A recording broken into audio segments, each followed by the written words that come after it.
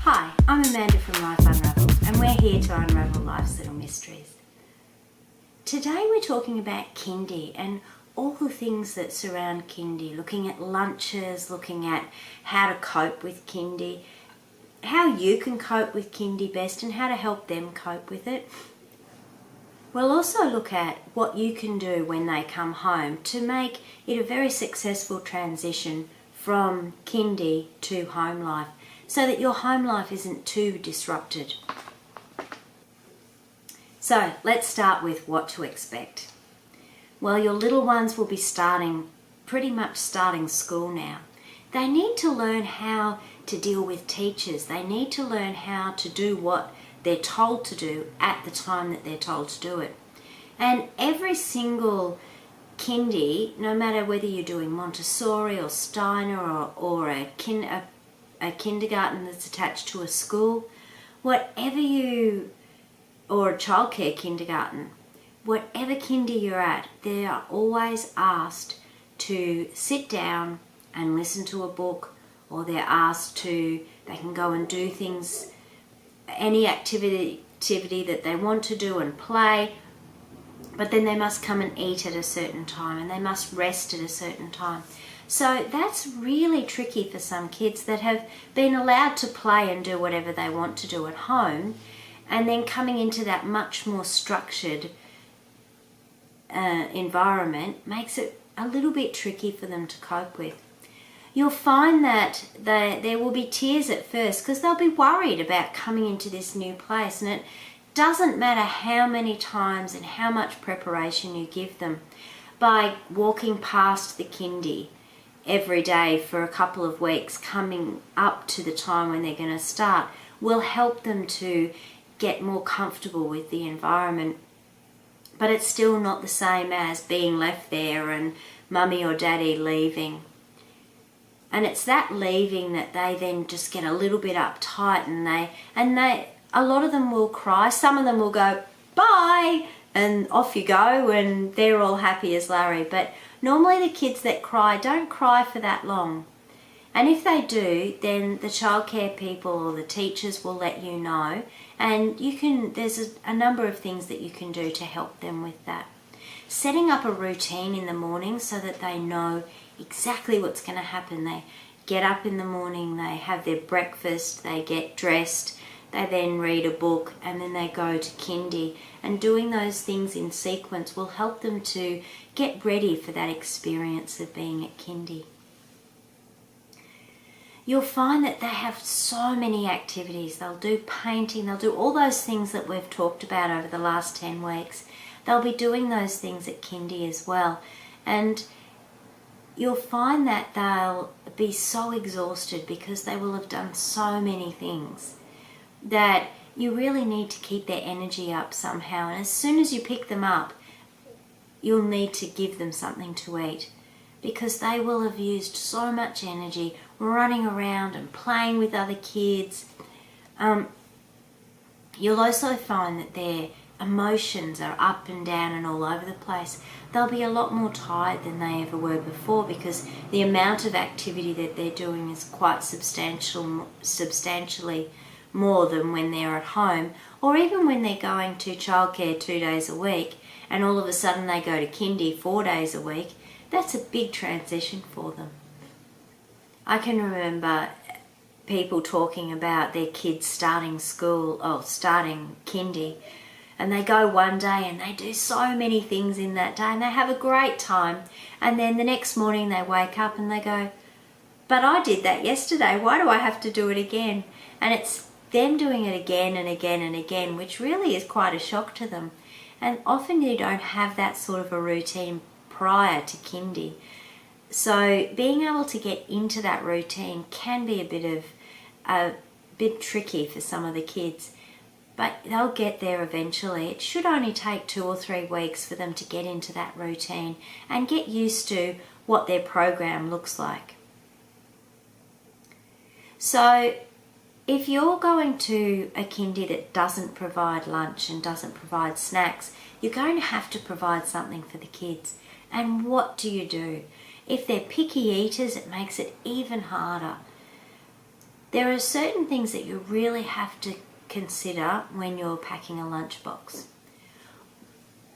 One is, do they have a fridge at Kindy to put their food in?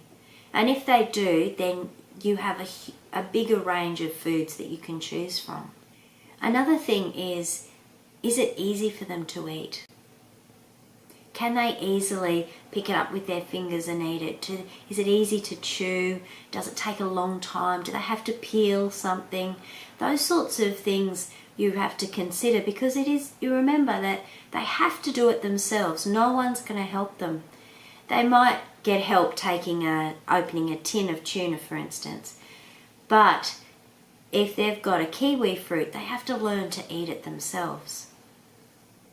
And another thing is it easy to get out of the lunchbox? So the type of lunchbox you use is also something that you really need to consider. Now, if you don't have a fridge that you can put the lunchbox into, sitting in bags outside, it gets quite hot. Even in winter, sometimes it can get a little bit hot sitting there in the sun. If you're in an area that gets snow, then it's going to get really cold, and it maybe inside, they'll put their bags inside, and inside it's heated, so you've still got that warmth there. So you need to, if you don't have a fridge to put it in, you really need to have some sort of mechanism to keep it cold. Now, I know a lot of people who use poppers, the drink bottles, and they freeze them, put them in the lunchbox, and so by the time it gets to second break, they've got a nice slushy that they can drink. But it keeps the whole lunchbox really, really cold. You can use cold packs too. Put them in the top of the lunchbox, and that will keep the meat or cheese or whatever you're going to put in your lunchbox nice and cool. So what can I give my child? So I had a Kindy that I was looking at, and their policy was that if a child had an allergy in that classroom, then other children were not allowed to bring those foods. For instance, if there was a peanut allergy in the class, then children weren't allowed to bring peanuts to school in their lunch boxes.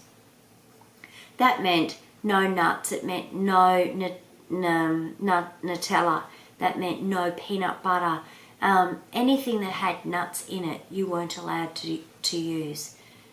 So you need to have a look and make sure that you know the policies of the school. Some schools are completely nut-free, and other schools have a little bit more of a flexible arrangement. So what can you put in your lunch boxes? Cheese squares are great. For instance, Coon or a cheddar cheese like that. Not the plastic cheese, because I don't think that that's good for kids anyway. But cutting up some squares of cheese and putting them in, as long as you can keep them cold, it works perfectly. They can eat that for their first break, and they can pick it up easily with their fingers. Strawberries, berries, even cut up melon into little squares so that they can pick it up. You can also put a little fork in there for them so that if they don't like touching it with their fingers, they can use their little plastic fork.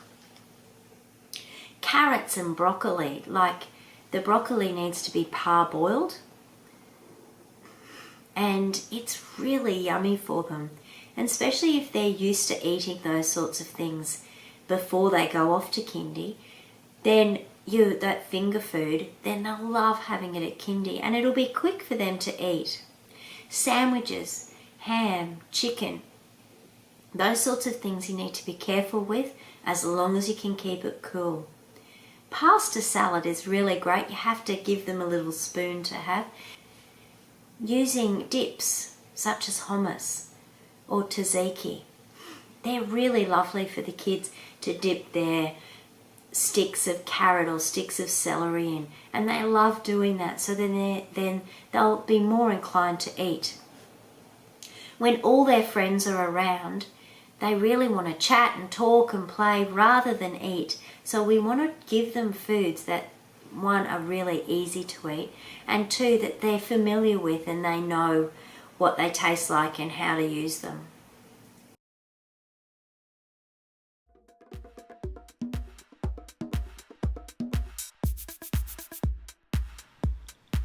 This video was produced by Imagination Pty Ltd for Life Unravelled. All advice and information given during this course is designed for general use only. If you have any concerns for your child, please seek professional advice as soon as possible. For terms and conditions, please see website www.lifeunravelled.com.au.